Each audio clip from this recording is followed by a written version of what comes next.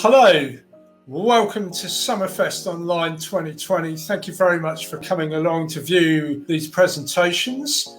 Just a quick reminder that we have a number of exhibitors in the exhibitors hall. If you want to go along and have a quick browse, maybe do some shopping, then we'd love to see you. And a quick reminder too about our wonderful sponsors, Yayo Hemp Products and Butte Island Cheese. They're also in the exhibitors hall and they'd love to see you too. If you've enjoyed the show, please remember this is a free event, and if you'd like to make a small donation, you'd be very welcome. Please go to the Friends of VegFest page to make a donation. And a reminder too, we have another show in November, London Online, and in next March, Plant Powered Expo. And you can find out all about that on VegfestUK. Thanks very much and enjoy the presentation.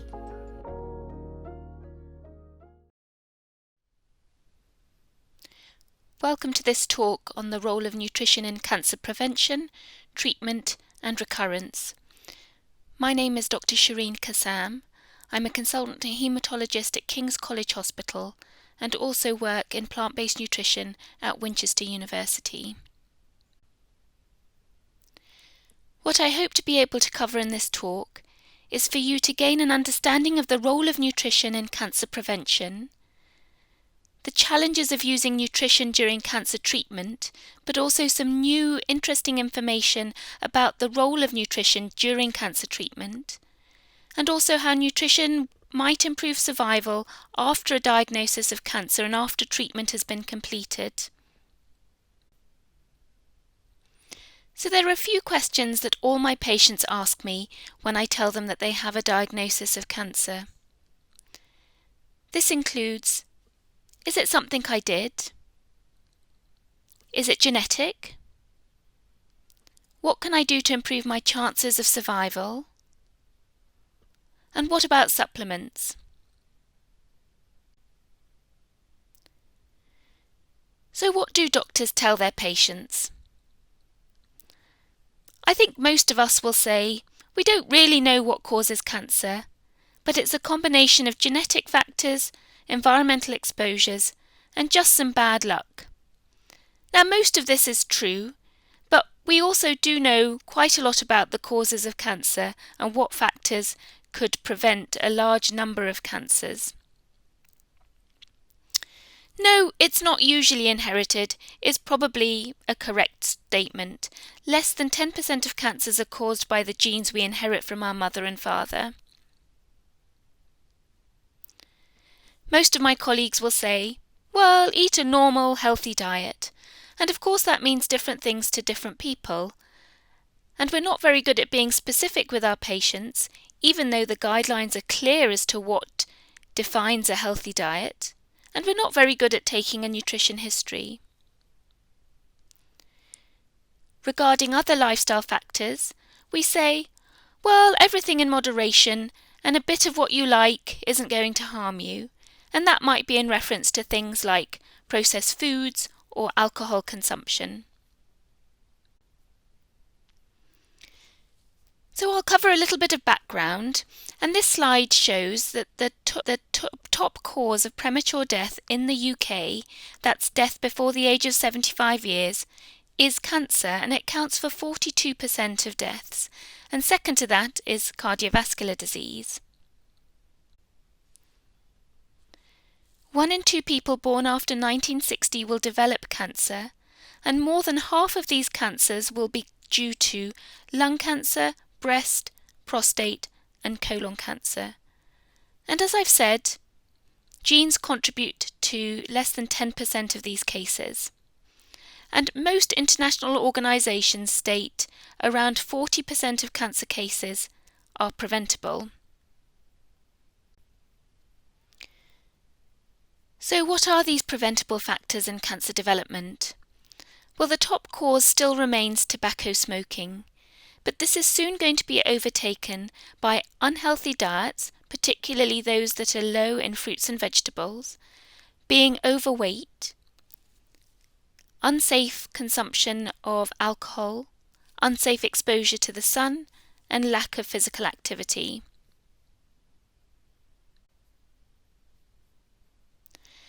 There are some very clear guidance on cancer prevention produced by the international cancer community, and the latest version was published in 2018.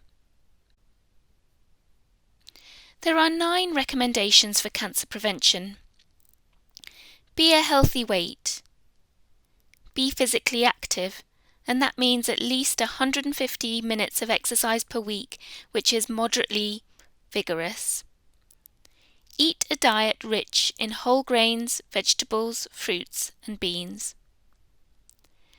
Limit the consumption of fast food and other processed foods high in fat, starches, and sugar, and that's not only because these foods contribute to being an unhealthy weight, but data are emerging to suggest that ultra-processed foods may be actually in themselves increasing the risk of cancer.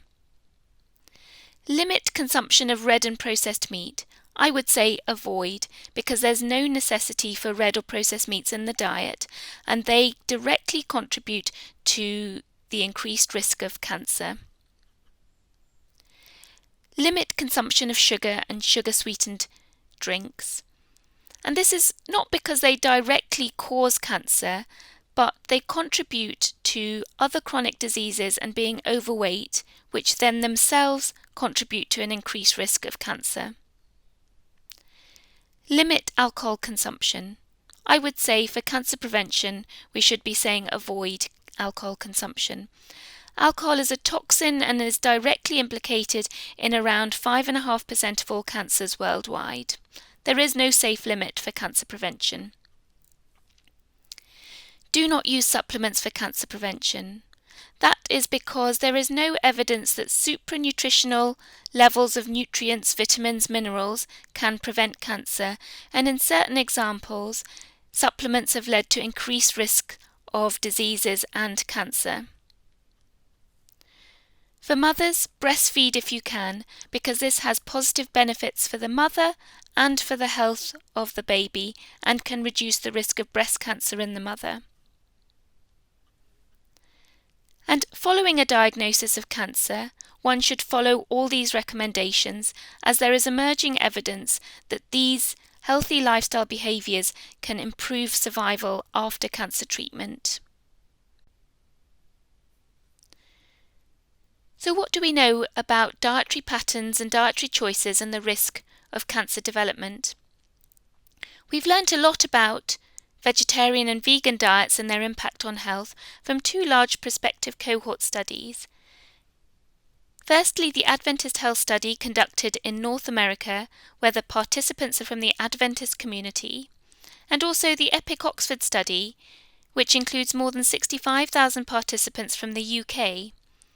Both these studies are ongoing, and around a quarter to a third of participants are vegetarian or vegan. In the Adventist Health Study, vegans have a 16% reduced risk of cancer, and vegetarians an 8% reduced risk of cancer overall. In the EPIC Oxford Study, vegans have around a 19% reduced risk of developing cancer, and vegetarians an 11% reduced risk of cancer. So we can conclude that dietary patterns and choices are very important in the development of cancer. And when you look at a meta-analysis and systematic review of vegetarian and vegan diets, which means bringing together the results of multiple studies, you can see at the bottom there that vegans have a 15% reduced risk of cancer. And that result is statistically significant.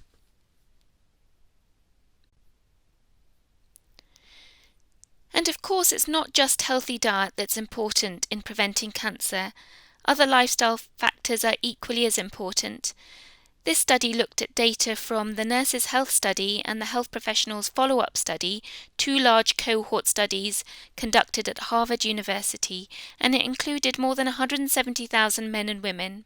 It looked at 5 healthy lifestyle factors: whether people had ever smoked, whether they were a healthy weight, eating a healthy diet, undertaking regular physical activity, and drinking moderate rather than excessive alcohol consumption. You can see in the table the aspects of a healthy diet. High scores were given to high intakes of vegetables, fruits, whole grains, unsaturated fats which come from plant sources, and omega-3 fats which can be from marine animals or plant sources. And high scores were given if the diet was low in red meat, processed meat, sugar-sweetened beverages, trans fats which are usually found in processed foods but also in animal-based foods, and also salt. What the results showed with regards to cancer was that those who had the best diet score had a 30% reduced risk of dying from cancer. And if you had all 5 healthy lifestyle factors, you had a 65% reduced chance of dying from cancer. Most of the information we have on the impact of diet on health, and in particular cancer, comes from large prospective cohort studies. Now, most of these studies don't include large numbers of vegetarians or vegans, so researchers have developed a scoring system called the Plant-Based Diet Index to assess the impact of healthy plant foods on the risk of developing chronic diseases, including cancer. You can see in the table here that positive marks are given to healthy plant foods, which are fruits, vegetables, whole grains, nuts, tea and coffee, and vegetable oils. Unhealthy plant foods, which would be given negative marks, would include fruit juice, refined grains, potatoes, sugar-sweetened beverages, sweets and desserts. And all animals in this scoring system are given negative marks, and this would of course include meat, fish, egg, dairy, and animal fat. One such cohort study from France, called the Nutrinet Santé cohort, followed more than 50,000 subjects over the age of 45 years without cancer at baseline, and they were followed for a median of 4.3 years.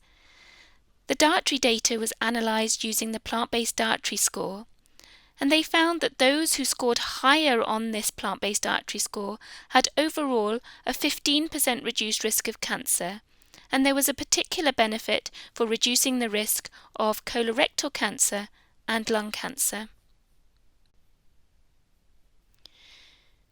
So it's not just lifestyle factors that increase the risk of cancer, so do the presence of chronic disease, because chronic diseases and cancer share common mechanisms of onset, which we will cover in a moment.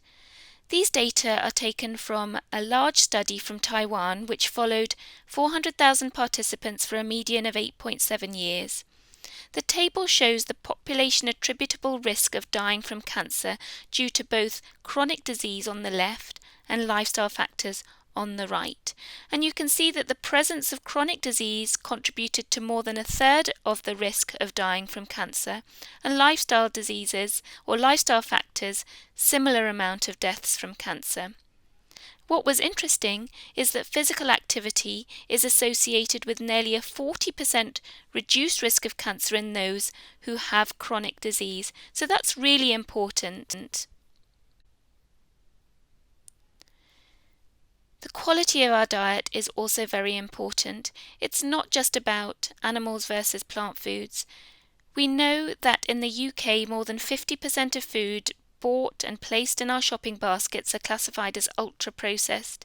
These are packaged foods, have additives and preservatives, and have used cooking methods that can generate carcinogens.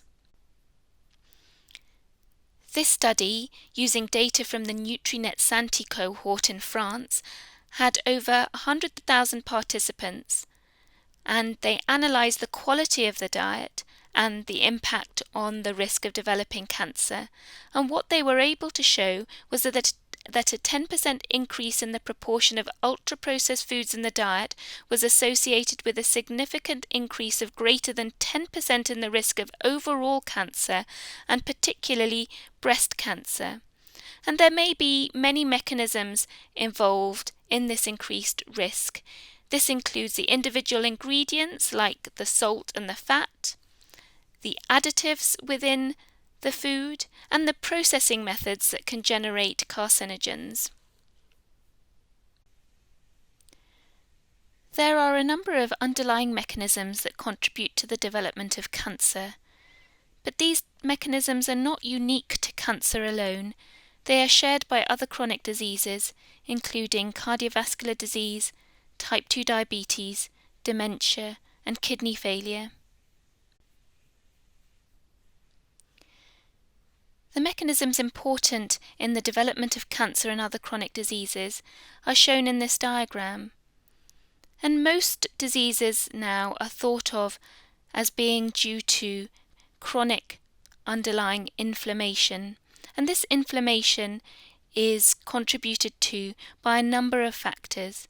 This can include insulin resistance, oxidative stress, the presence of carcinogens, which can be ingested through food, the presence of an unhealthy gut microbiome, which is intimately related to the diet we eat, and also dysregulation of hormones and growth factors such as estrogens and insulin-like growth factor that can lead to abnormal proliferation of cells.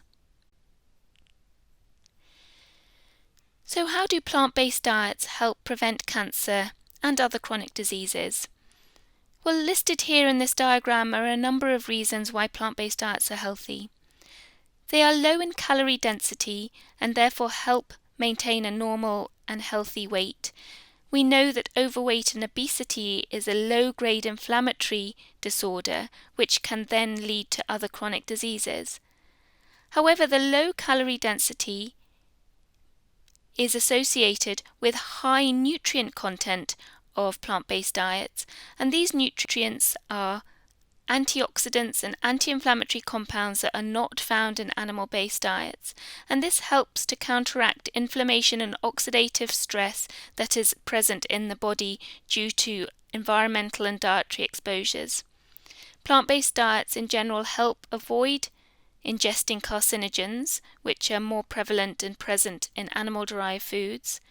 Plant-based diets are high in fiber and hence help maintain a healthy gut microbiome, and this healthy gut microbiome maintains a healthy gut lining, which is our first defense against pathogens and toxins that get into our body through our gut and prevent these getting into the bloodstream. And a healthy gut microbiome is very important in maintaining immunity in the gut, but also immunity throughout the body. Plant-based diets improve hormone profile. They keep the levels of growth factors such as estrogen and insulin-like growth factor at healthy levels, so prevent the proliferation of cells. And plant-based diets maintain insulin sensitivity and prevent insulin resistance. And of course, insulin resistance is associated with a number of chronic diseases, including type 2 diabetes, cardiovascular disease, to name just two. And also this insulin resistance contributes to inflammation. We know that one of the underlying mechanisms of driving cancer is being overweight or obese, and being overweight can cause 13 different types of cancer. Some of our commonest cancers, such as breast cancer and bowel cancer, but also some of our more difficult to treat cancers, such as pancreatic cancer and esophageal cancer. So obesity and overweight can lead to cancer in a number of ways, and these mechanisms have already been discussed. Fat cells can increase the level of estrogen in the blood, and this is particularly important in females who have cells which are particularly sensitive to estrogen in the breast and of course in the womb, and so higher levels of estrogen contribute to increased risk of breast cancer and endometrial cancer. Fat cells can also increase the levels of insulin and insulin-like growth factor, which lead to the growth and proliferation of cells. And overweight and obesity is a low-grade inflammatory state, and these inflammatory cells release cytokines and chemicals that encourage cells to divide and can increase the risk of cancer. The consumption of processed and red meat directly increases the risk of cancer. In 2015, the WHO classified the consumption of processed meats as a Group 1 carcinogen, that is, it causes cancer, and red meat consumption as a Group 2A carcinogen, it probably causes cancer. And this was in relation mainly to colorectal cancer, where the strength of evidence is the greatest. However, the consumption of processed and red meats increases the risk of breast cancer and prostate cancer, to name a few. And within the WHO World Cancer Research Fund guidelines on cancer prevention, this table is included. The greater intake of red and processed meat leads to elevated exposure to nitrites and also the formation of endogenous N-nitroso compounds, which lead to DNA damage and mutations in cancer-causing genes such as p53, and also oxidative stress and inflammation. The result is reduced cell death, increased cell growth, and increased genomic instability.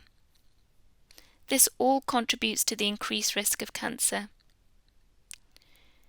Processed meats contain nitrites and nitrates, which, when ingested, form these N-nitroso compounds. Both processed and red meats contain heme iron, which is known to cause oxidative stress. The cooking of processed and red meats can produce cancer-causing chemicals such as heterocyclic amines and polycyclic aromatic hydrocarbons. And of course, these foods are devoid of fiber, antioxidants and phytochemicals that are so important to preventing cancer and other chronic diseases. The consumption of fiber is crucial for cancer prevention, and fiber is only found in whole plant foods. Fiber is particularly important in the prevention of colorectal cancer, as shown in this meta-analysis of 25 prospective studies, where a doubling of fiber intake of 20 grams to 40 grams a day could halve the incidence of colorectal cancer. But also, fiber ingestion has been linked with reduced risk of other common cancers such as prostate cancer and breast cancer. But what's alarming is that most of the population don't even consume 15 grams of fiber a day. The consumption of whole grains is really important for cancer prevention, and in 2017 the World Cancer Research Fund stated that consumption of whole grains probably protects against colorectal cancer. A meta-analysis of 6 cohort studies including more than 600,000 participants showed that 3 servings a day of whole grains could reduce the risk of dying from cancer by about 15%. Fruit and vegetable consumption is also paramount to cancer prevention. In this meta-analysis of 95 studies, which included more than 2 million participants, fruits and vegetable consumption resulted in up to a 14% reduced risk of dying from cancer, with an almost stepwise reduction with the more fruits and vegetables eaten. And really, for all cause mortality, the consumption of fruit and vegetable was even more important. So really, we should be consuming around 8 to 10 portions of fruits and vegetables a day. The World Cancer Research Fund guidelines on cancer prevention include this table, which describes why low fruits and vegetables intake can contribute to cancer development. We've described these mechanisms already, but without fruits and vegetables you have low levels of vitamins and minerals and phytonutrients such as folate, carotenoids, vitamins A, C and E, and also low intake of dietary fiber. And this combination results in genomic instability, oxidative stress and inflammation, which promotes the growth of cells and prevents the death of abnormal cells. Consumption of beans and legumes have also been associated with reduced risk of cancer. For example, in the PREDIMED study, which was a randomized study of the Mediterranean diet in individuals at risk of heart disease, those consuming the most beans had at least a 35% reduced risk of dying from cancer. And meta-analysis has shown reduced risks of prostate cancer and colorectal cancer with increased bean consumption. It's not only the fiber content of beans that it's important, but also phytates found in beans can reduce the risk of all stages of cancer development and progression. So there continues to be confusion as to whether it's healthy or not to consume soya. But really there is no mystery. Consumption of unprocessed or minimally processed soya is healthy for a number of reasons, including cancer prevention. And studies are clear that consumption of soya can reduce the risk of breast cancer in women, and also if you've had breast cancer, there are advantages for consuming soya in order to prevent recurrence. Soya consumption can reduce the risk of prostate cancer, lung cancer and colorectal cancer, and more recently it's been suggested that soybean consumption can reduce the side effects of cancer treatments and also potentially increase efficacy. A commonly asked question is whether it's advisable to buy organic fruits and vegetables and other plant foods rather than non-organic, and whether the consumption of non-organic plant foods can contribute to the increased risk of cancer through exposure to herbicides and pesticides. And really there haven't been that many studies looking at this. There's 2 main studies that have been conducted. One study that has analysed the impact of organic food consumption over non-organic food consumption and the risk of cancer development is the Nutrinet Santé cohort, which is a large cohort study conducted in France and involved nearly 70,000 participants. And what it found was that overall risk of cancer was reduced by 25% in those consuming the most organic food. And this risk reduction was mainly due to reduced chance of getting postmenopausal breast cancer, non-Hodgkin lymphoma, and all lymphomas in general.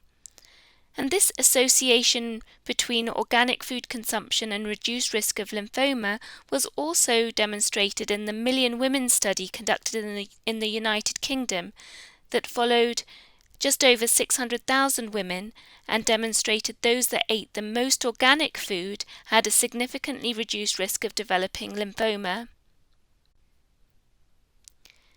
And of course these data make sense when you consider that in 2015 the WHO classified a number of insecticides, pesticides and herbicides as probable carcinogens. That is, they probably cause cancer because there's sufficient evidence in animal models, and in particular malathion, diazinon and glyphosate have particularly been linked with increased risk of non-Hodgkin lymphoma. Another mechanism by which diet can influence our risk of cancer is by altering the level of growth hormones in the blood. One particular growth hormone that's altered by diet is IGF-1, that's insulin-like growth factor 1, and we know of its importance in cancer development through the study of a rare group of individuals with dwarfism due to Laron syndrome, and this syndrome is caused by mutations in the gene for growth hormone receptor, and because of this they have exceptionally low levels of IGF-1. They also have virtually no cases of cancer, and interestingly, virtually no cases of type 2 diabetes despite being overweight. And what is clear from a number of studies is that the risk of cancer is directly correlated with the levels of IGF-1 in the body, and so higher levels of IGF-1 predict for a higher risk of cancer, particularly with an increased risk of colon cancer, prostatic cancer and breast cancer. This study, shown here in the slide, is reporting data from almost 7,000 people followed in the US for 18 years. The data comes from a National Health and Nutrition Examination Survey, and what it showed was that those eating a diet high in animal protein, particularly if the protein intake was more than 20% of calories, had a greater than 4 times risk of death from cancer, and this was associated with higher levels of IGF-1. And the opposite was true, so a low protein intake was associated with reduced levels of IGF-1 and lower risks of cancer and lower risks of overall mortality, and particularly in those aged less than 65 years. It is worth considering the association between dairy consumption and the risks of cancer. The strongest association with dairy consumption is with an increased risk of prostate cancer, which has now been shown in a number of meta-analyses.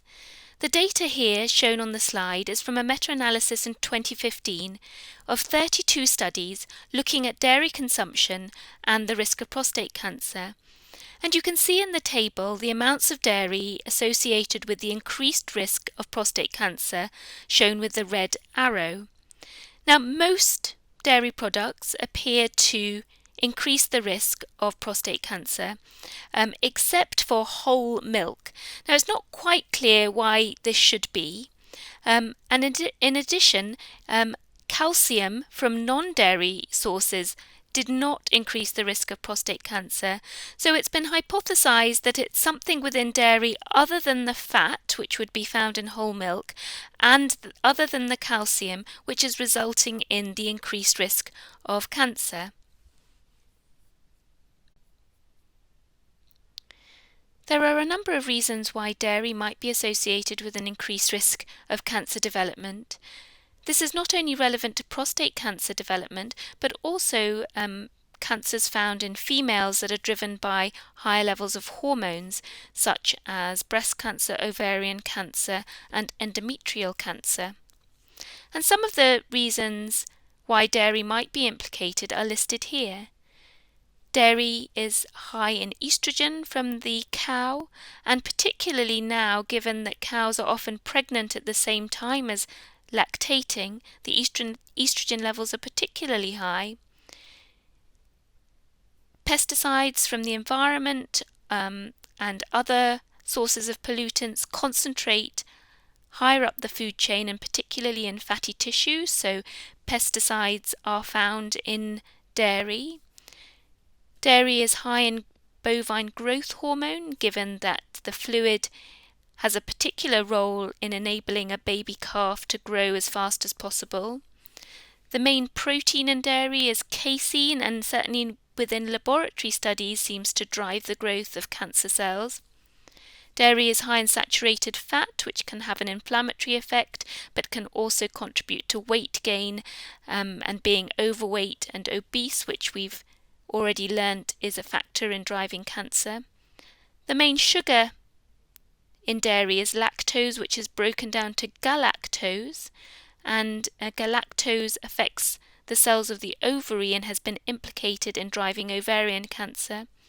And of course, dairy is high in insulin-like growth factor, which we've already discussed can promote cancer in humans. The World Cancer Research Fund document on cancer prevention states that higher intakes of dairy food lead to higher levels of IGF-1, and this leads to activations of pathways that lead to cell proliferation, and this increases the growth of cells and prevents cells from dying. So I've talked about the role of diet and nutrition in cancer prevention so far. But what about if you already have a diagnosis of cancer? What is the optimal diet? And unfortunately, more research is needed in this area, but there are common themes emerging. In my daily practice, my patients only get to see a dietitian if there are problems with being underweight and malnourished. This is despite the fact that the majority of my patients with cancer have lifestyle-related diseases such as cardiovascular disease, type 2 diabetes, hypertension, and hypercholesterolemia. So there are some common sense guidelines about what people should eat during cancer treatment, and these are in line with those guidelines for cancer prevention. So for example, the American Cancer Society on their website has these recommendations. Try plant-based foods in place of meat a few times a week. Eat plenty of fruits and vegetables. Cut back on high-fat animal foods such as processed and red meat. Limit smoked, salt-cured or pickled foods. For nutritious snacks include nuts, whole grain cereals, beans, and soups. They also include cheese and yogurt, as dairy is very much part of the American food guidelines. And for extra calories, meal replacement shakes and supplements are recommended. The trouble is that during cancer treatment, various side effects can lead to difficulty in eating nutritious foods. There can be reduced appetite and side effects like nausea and vomiting that mean that calorie intake is prioritized over nutrient intake, and therefore you find contradictory advice on websites. For example, this is from My Cancer Centre, which states that if you have a lost appetite or food intake is difficult, then eat foods like butter, cheese, cream, syrups, biscuits, cake, and full-fat foods. And obviously we've talked about the fact that these foods are not terribly good for cancer prevention.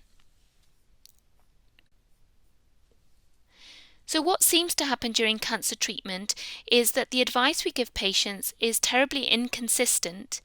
This study is from the US that surveyed 21 cancer institutions and analysed the dietary advice that was given to patients undergoing cancer treatment. Now, I wasn't able to find a similar study from the UK, but I suspect the results would be the same. They found that only 4 out of 21 institutions, so less than 20%, actually provided dietary recommendations for patients undergoing cancer treatment. And they concluded that there's really very little information about what patients with cancer should eat, especially during their treatment. However, what we do know is that good nutrition during cancer treatment can help patients feel better, maintain strength and energy, maintain weight and also optimal nutrient levels in the body. It can help patients tolerate treatment-related side effects better, it can lower the risk of infection, and it can promote healing and faster recovery from treatment. In this study from Brazil, the impact of chemotherapy treatment on diet and nutritional status of women with breast cancer was analysed.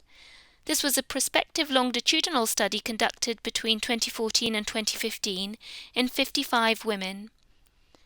It looked at various anthropometric measurements and also dietary assessments, and the diet was compared with the Brazilian Healthy Eating Index.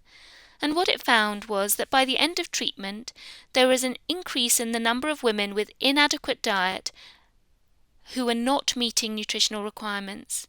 During treatment, there was a decrease in fruit, vegetable and legume consumption, and also an increased prevalence of micronutrient inadequacy. There was also a significant increase in various measurements such as weight, body mass index, and waist circumference. The medical profession don't really help the situation because we are often overly cautious with our dietary advice, particularly when we know that the treatments that we're going to deliver lower the white cell count and make patients neutropenic, so with a very low neutrophil count. It's been convention to prescribe a neutropenic diet, which often means that patients are advised not to eat fruits and vegetables that they are unable to peel and to avoid raw fruits and vegetables. However, this is despite the fact that a recent systematic review and meta-analysis from 2019 shows that there's no difference between neutropenic diet and regular diet in terms of infection or mortality in patients with chemotherapy-induced neutropenia, and the data actually demonstrated a slight increase in infection rates in patients undergoing stem cell transplant when applying these food restrictions. It does seem that patients do benefit from diet counselling during cancer treatment. This study randomly assigned 143 patients with early-stage breast cancer to a physical activity and diet intervention and compared them to a control group. The intervention group had physical activity and diet counselling in line with the World Cancer Research Fund guidelines that we talked about at the start of this talk. In the group who underwent the counselling, patients had improved cancer-related fatigue and quality of life, and these improvements were sustained at 1 year post-treatment even after the intervention was over. And in the intervention group, there was a beneficial impact on body mass index, fat mass, muscle endurance, cognitive flexibility, anxiety and depression, and physical activity at the end of treatment, although this was not maintained at 1 year post-treatment. What we have learnt from recent studies is that the gut microbiome, so the bacteria and the other organisms within the gut environment, have an impact on the response to cancer therapy, and this particularly applies to some of our newer cancer therapies called immunotherapies that activate our own immune system to fight the cancer.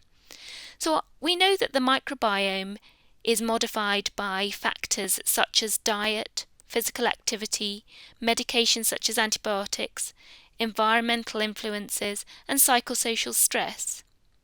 But a healthy microbiome is characterized by high diversity and bacteria that produce short-chain fatty acids from resistant starches and fiber.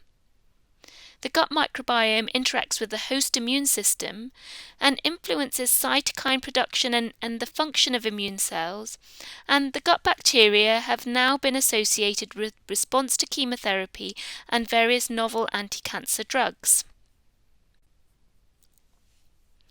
So, for example, this study published in September 2019 in JAMA Oncology showed that in patients receiving antibiotics in the 1 month prior to starting anti-cancer treatment with a particular type of immunotherapy had a worse survival time than those that did not receive antibiotic therapy before or during cancer therapy. And the implication of this, or the hypothesis, is that the antibiotic use adversely affects the gut microbiome, which then adversely affects the response to immunotherapy. An earlier study published in Science in 2018 showed that the quality of the gut microbiome influenced the response to a particular type of immunotherapy, anti-PD-1 immunotherapy, in patients with melanoma. So those with higher diversity and better quality microbiome had a better response to the therapy than those with lower diversity and lower abundance of particular beneficial bacteria. Similarly, this study, published in abstract form in 2018, demonstrated that the quality and diversity of the gut microbiome influence the survival of patients after stem cell transplantation for various hematological malignancies. So it appears that a number of studies in the last year have demonstrated that gut microbiome can influence the outcome after cancer therapy. And how this relates to diet and nutrition is that our gut microbiome flourishes on fiber-rich whole plant foods, that is, fruits, vegetables, whole grains and legumes. And unless we're eating a rich, diverse diet full of whole plant foods, our gut microbiome will not be optimum to influence our response to chemotherapies. An interesting area of active research, certainly in preclinical models, is the role of dietary methionine restriction. Now, methionine is an essential amino acid that's involved in redox and nucleotide metabolism. Now, methionine is found at higher levels in animal-based foods and at lower levels in plant-based foods. And by choosing various combinations of food, it's possible to design a diet that's low in dietary methionine. Now, certainly in preclinical models, it seems that methionine restriction can induce cancer cell death and enhance the efficacy of chemotherapy and radiotherapy. And when you restrict methionine in humans, similar metabolic changes have been seen. And the authors of this paper in Nature conclude that it might be possible to emulate a low methionine diet in humans by using various diet patterns, including a vegan diet. Another interesting concept being explored with diet, nutrition and cancer therapy is the role of fasting immediately before and during cancer therapy. Now, cancer cells are particularly vulnerable to nutrient deprivation because they depend on specific metabolites for growth and proliferation of cells, whereas the opposite is true. Healthy cells can really withstand fasting, and this can activate repair and maintenance mechanisms, and they can protect themselves against stresses such as fasting. So if you see here in the diagram, you can see that cancer cells, if they undergo a period of short-term fasting, can lead to increased DNA damage and increased oxidative stress, thus making them more vulnerable to the effects of chemotherapy and radiotherapy. So there are encouraging preclinical data and a small amount of data in humans suggesting that this might be useful in combination with chemotherapy and radiotherapy to protect from both toxicity and to enhance the efficacy of these treatments. But data in humans is currently limited, albeit it appears to be safe and feasible. So what about diet and nutrition after completing treatment for cancer?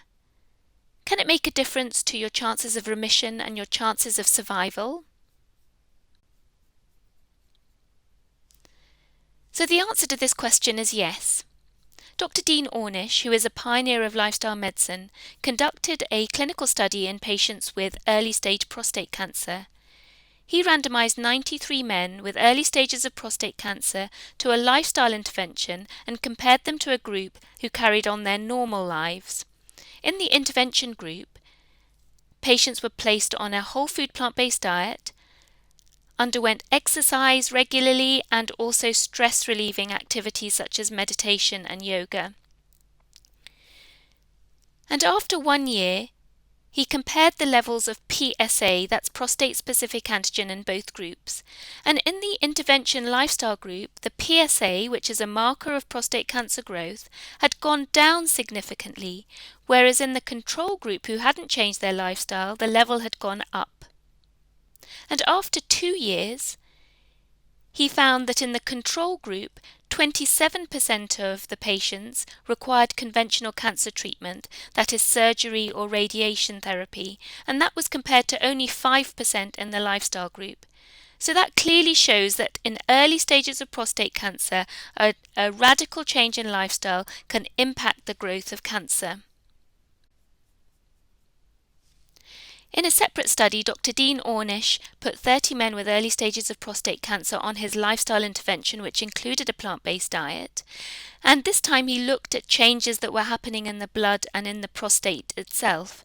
So on the left-hand side, you can see results from blood tests which measured activity of telomerase. Now, this is an enzyme that's responsible for maintaining telomeres, the caps at the end of our chromosomes. And the longer these caps, the better it is for our health. It promotes healthy aging and it prevents chronic disease. And what he showed was that after 3 months of the intervention, the telomerase activity had increased significantly with the lifestyle intervention. In the right-hand graph, you can see the results of the prostate biopsies. And the prostate biopsies were taken before and after the intervention, and he looked at gene expression. And after the lifestyle intervention, he was able to show that genes that suppressed tumour growth were turned on, and genes that promoted tumour growth were turned off. So another study published in September 2019 demonstrated that there are indeed compounds in vegetables that can affect the expression of genes. So this study referred to in the slide demonstrated that compounds found in cruciferous vegetables such as broccoli and kale, the indole compounds, are able to switch on tumor suppressor genes, and in this experiment it was a particular gene called P10 which is known to be important in suppressing tumor growth in prostate cancer cells. So not only is diet important after a diagnosis of prostate cancer, it appears that after breast cancer and colorectal cancer, diet choices can really impact your chances of staying in remission and surviving the diagnosis. So This slide shows the results from a very recently published study, and the data are from the Women's Health Initiative study. And this is one of the largest randomized studies performed ever. And it randomized postmenopausal women to either a low-fat dietary pattern that emphasized fruits, vegetables, and whole grains, and compared to a control group that didn't change their diet. Now, in this group, the intervention group didn't manage to really eat a low-fat diet, but what they did do was increase the amounts of fruits, vegetables, and whole grains eaten. And this particular study refers to results showing that if a woman was diagnosed with breast cancer and they increased their intake of fruits, vegetables, and whole grains, they significantly reduced the risk of death from breast cancer. So the conclusion of the study was that the adoption of a low-fat dietary pattern associated with increased fruits, vegetables, and whole grains significantly reduced the risk of death from breast cancer in postmenopausal women. So this is a really important message to tell our patients. Similar results are shown in this study, which looked at the diet quality of men and women before and after a diagnosis of colorectal cancer. And a good quality diet was one that was composed predominantly of whole plant foods. And what the study found was that in those with a high quality diet both before and after a diagnosis of colorectal cancer, these people had a better chance of surviving after the diagnosis. And therefore the conclusion was that dietary patterns reflective of high intakes of plant foods and low intake of animal products before and after a diagnosis of colorectal cancer are associated with longer survival. As survival and cure rates increase for common cancers, we know that cancer survivors are at increased risk of cardiovascular disease, type 2 diabetes, and second cancers. And of course, the toxicities of the treatments we give are contributing factors to this increased risk. But that makes it more important that we use nutrition and lifestyle interventions to reduce the risk of cardiovascular disease and other chronic diseases in cancer survivors. So in summary, I hope I have convinced you that a large proportion of cancers are preventable and that unhealthy diets are a major contributing factor. Plant-based diets and other lifestyle factors can decrease the risk of developing cancer, can decrease the risk of dying after a diagnosis of cancer, and may have a role during cancer therapy.